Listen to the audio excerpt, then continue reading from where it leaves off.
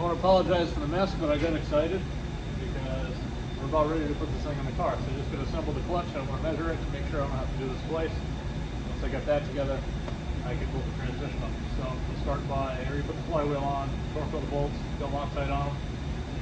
It's McLeod flywheel, putting the McLeod RXT twin disc clutch in it. So put the pilot bearing in and then start assembling the thing.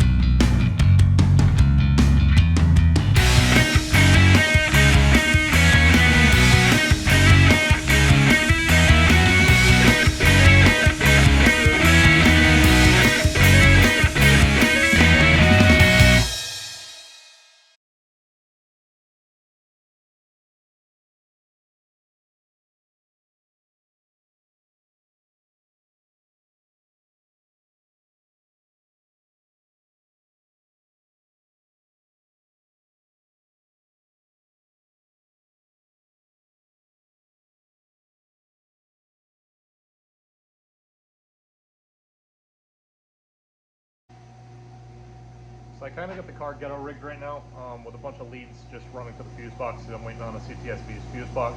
I had a couple problems where, because the harness didn't match the car because of the year, the fuse box is different. So I moved a couple leads around to try and get it to work for now. But the other problem I'm having is everything works communication-wise, it seems like, with the CTS-V computer and the stock automatic 3-liter all-wheel drive VCM in it. Actually, as soon as I plugged it in and I got communication with the computer, it changed everything in my scanner screen to act like it's now a manual. The problem is, this year, it doesn't have a clutch switch. It has a clutch position sensor, which has to be programmed, and my scanner doesn't allow me to do that, so I gotta try and find like a jam scanner or just a scanner with more capabilities, because if that clutch sense, like if the clutch position sensor isn't programmed, it won't even allow the car to crank.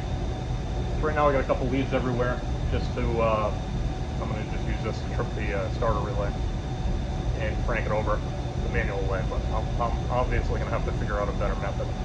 So hopefully once I get a decent scanner on it and I can train the clutch pedal where it's supposed to be in the proper position, hopefully it'll allow the engine to start. But I can kind of graph everything and it looks like it will allow it to start. That looks like it's the only problem. They're just throwing code for that.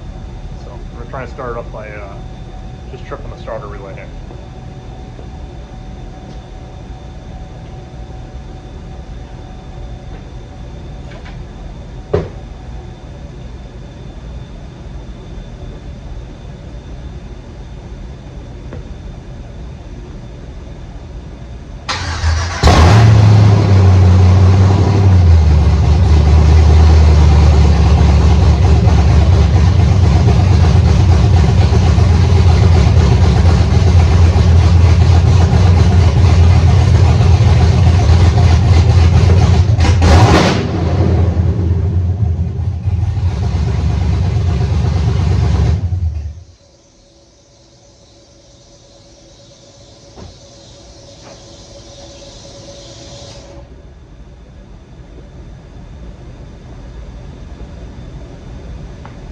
Now there's a lot of odds and ends I still have to do to it, but it does run. Throttle works, so everything looks like it's going to work as is. There's no coolant in it at all right now, so I can't run it very long, but it's nice to know that at least I'm definitely heading in the right direction, so I think everything's going to work out fine with it.